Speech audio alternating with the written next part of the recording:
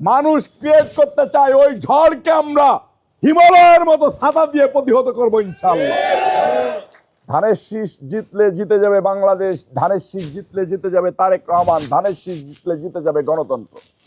আমরা চাই সকলে মিলে একসাথে দাদার সাথে কাজ করার জন্য। আপনারা তো তাই বলেছেন নাকি? আমি সেই সকলে মিলে যাতে কাজ করতে পারে ধানের শীষের পক্ষে, সেটার জন্য আজকে সকলকে ডেকেছি, আপনাদেরকেও ডেকেছি। আমাদের অস্তিত্ব ধানের শীষ। আমরা 17 বছর যাবৎ নয়, দীর্ঘদিন যাবৎ, এর আগেও আপনারা যারা লড়াই সংগ্রাম করেছেন তারাই ধানের শীষের জন্যই লড়াই সংগ্রাম করেছেন। ধানের শীষ জিতলে জিতে যাবে বাংলাদেশ, ধানের শীষ জিতলে জিতে যাবে তারেক রহমান, ধানের শীষ জিতলে জিতে যাবে গণতন্ত্র। আপনাদের কাছে আমার অনুরোধ, প্রার্থী নয়, প্রার্থী আপনার পছন্দ হতে পারে, নাও হতে পারে, ধানের শীষকে আপনার অপছন্দ হওয়ার কোনো সুযোগ নেই। আছে? আপনারা ধানের শীষের পক্ষে থাকবেন, প্রার্থীর দিকে তাকানোর দরকার নেই। আমি আপনাদের সন্তান, আমি আপনাদের ভাই।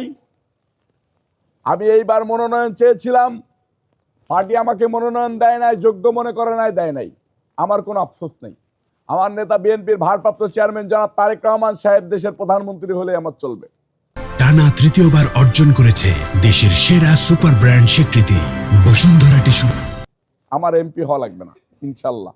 আপনাদেরকে দেখার জন্য, আপনাদের দেখভাল করার জন্য, ধানের শীষকে বাঁচায় রাখার জন্য, ধানের শীষের শিকড় বাঁচায় রাখার জন্য বিএনপির ভারপ্রাপ্ত চেয়ারম্যান জনাব তারেক রহমান সাহেব যদি এদেশের প্রধানমন্ত্রী হয়, আপনাদেরকে রবিউল ইসলাম নয়নী দেখে রাখতে পারবে।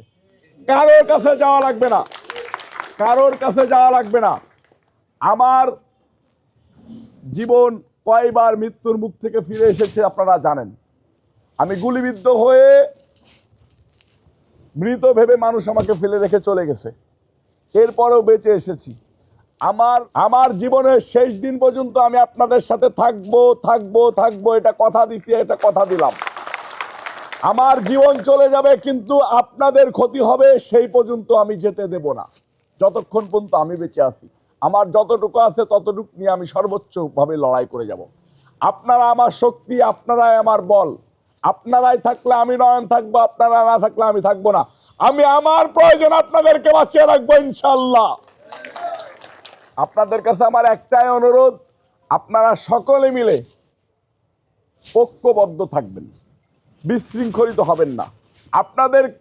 আপনাদের উপরে যে ঝড় আসতে যাচ্ছে, যে ঝড় মানুষ ক্রিয়েট করতে চায়, ওই ঝড়কে আমরা হিমালয়ের মতো ছাতা দিয়ে প্রতিহত করবো ইনশাআল্লাহ। আমরা ধানের শীষের বাহিরে কেউ না, আমরা জিয়া পরিবারের বাহিরে কেউ না। এই কথাটা যেন আমাদের সকলের মাথায় থাকে। আমি আপনাদেরকে আবারও বলতেছি, আশ্বস্ত করে বলতেছি, আল্লাহর কসম খেয়ে বলতেছি, যতদিন পর্যন্ত জীবিত আছি মাগুরা 2 আসনের মানুষের সাথে আছি থাকবো।